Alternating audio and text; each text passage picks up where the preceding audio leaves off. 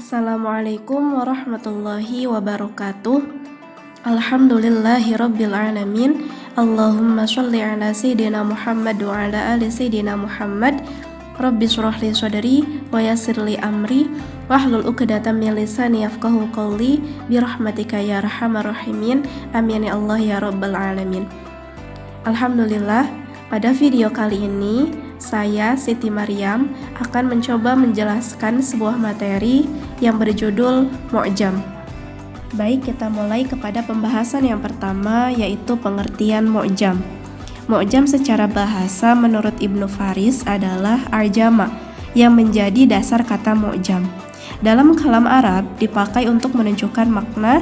Yang pertama, makna syukut dan sumtu, yang artinya keheningan. Yang kedua, makna swalabah dan syiddah, yang artinya ketegasan dan intensitas. Dan yang terakhir adalah makna iddin dan muzaqqah, yang artinya menggigit dan mengecap. Kata mu'jam juga berasal dari kata a'jam yang lebih identik dengan sebutan untuk orang Arab, baik ucapannya fasih maupun tidak. Kata a'jam sinonim dengan kata abham yang berarti sesuatu yang tidak jelas. Karena itu, dalam bahasa Arab, binatang disebut al-ajma'u atau al-bahimatu karena binatang itu tidak bicara. Bahkan segala sesuatu yang tidak mampu berbicara dengan baik dan benar bisa disebut a'jam dan musta'jam. Baik, pembahasan selanjutnya adalah macam-macam mu'jam. Nah, yang pertama ini ditinjau dari segi tema. Nah, adapun macam-macam mu'jam dari segi tema, yang pertama adalah kamus bahasa atau al-mu'jam al-lughawi, yaitu kamus yang meliputi kata-kata atau istilah-istilah kebahasaan dengan menjelaskan secara bahasa. Misalnya kamus Al-Munawwir karya Ahmad Warson Munawwir, Al-Kalali karya As'ad M. Al-Kalali, Kamus Arab Indonesia karya Muhammad Yunus, Mu'jam Al-Mustalahat Al-Lughawiyah karya Ba'labaki. Yang kedua adalah kamus ensiklopedi atau Al-Mu'jam Al-Mausu'i, yaitu kamus yang tidak hanya menyajikan peristilahan, tetapi juga dilengkapi dengan konsep dan penjelasan secara luas. Misalnya Al-Arabiyyah Al-Muyassarah karya Lembaga Kearaban, Amlak Al-Watad karya Ahmad Asyarbashi, Ensiklopedi Islam Departemen Agama RI dalam Bahasa Indonesia, dan Ensiklopedi Islam karya Abdul Hafidz Asy'ari dan kawan-kawan dalam Bahasa Indonesia. Yang ketiga, kamus historis atau Al-Mu'jam At-Tarikhi, yaitu kamus yang melacak asal dan perkembangan bahasa dari masa ke masa. Misalnya kamus Maqayisil Lughah karya Ibnu Faris, Al-Muhit karya Al-Fairuzabadi, Mustadrakat ala Al-Ma'ajim Al-Arabiyyah karya Al-Namsawi dan A.F. Kramer. Nah, yang kedua ditinjau dari segi jumlah bahasa yang digunakan. Yang pertama, kamus Eka Bahasa atau Al-Mu'jam Al-Uhadi Al-Lughah, yaitu kamus yang menjelaskan makna atau istilah dalam suatu bahasa dengan bahasa itu. Dengan kata lain, kamus ini hanya menggunakan satu bahasa dalam menjelaskan makna. Misalnya Al-Munjid fil Lughah wal A'lam karya Louis Makluf, Lisanul Arab karya Ibnu Manzur.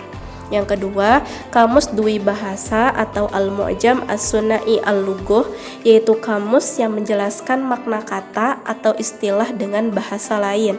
Bisa juga dikatakan sebagai kamus yang memberikan padanan kata atau istilah dalam suatu bahasa dengan bahasa lain. Misalnya kamus Al-Munawwir karya Ahmad Warson Munawwir, kamus At-Tarbiyah Arabiyyah Inzilizian karya Al-Khuli, Al-Kalali karya As'ad M. Al-Kalali. Yang ketiga adalah kamus multibahasa atau Al-Mu'jam Al-Adid Al-Lughah, yaitu kamus yang menjelaskan makna kata-kata atau istilah dalam suatu bahasa dengan dua bahasa atau lebih. Misalnya kamus Indonesia Arab Inggris karya Abdullah bin Nuh dan Umar Bakri, Al-Mu'jam Al-Falsafi karya Abdul Mun'im Al-Hifni. Nah, adapun yang ketiga ditinjau dari segi susunannya.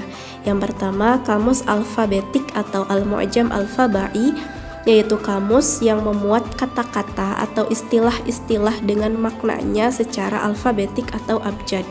Pada umumnya, kamus disusun secara alfabetik dalam menjelaskan makna dari A sampai Z atau dari alif sampai dengan iya. Misalnya Al-Munawwir karya Ahmad Warson Munawwir, Al-Munjid fil Lughah wal A'lam karya Louis Ma'luf, Kamus Arab Indonesia karya Mahmud Yunus, Kamus At-Tarbiyah Arabiyah Inziliziyah karya Al-Khuli, Al-Kalali karya As'ad M. Al-Kalali. Nah, yang kedua, kamus tematik atau Al-Mu'jam Al-Mawdu'i, yaitu kamus yang memuat penjelasan kata-kata atau istilah-istilah secara lengkap berdasarkan tema tertentu. Misalnya The Cultural Atlas of Islam karya Ismail Raji Al-Faruq dan Lo Islamia Al-Faruqi yang telah diterjemahkan ke dalam bahasa Indonesia oleh Ilyas Hasan menjadi Atlas Budaya Islam. Mungkin hanya ini yang bisa saya sampaikan, kurang lebihnya mohon dimaafkan. Akhirul kalam, aku lulakum syukran katsiran ala husni ihtimamikum. Wallahu muwaffiq ila aqwamit thoriq. Wassalamualaikum warahmatullahi wabarakatuh.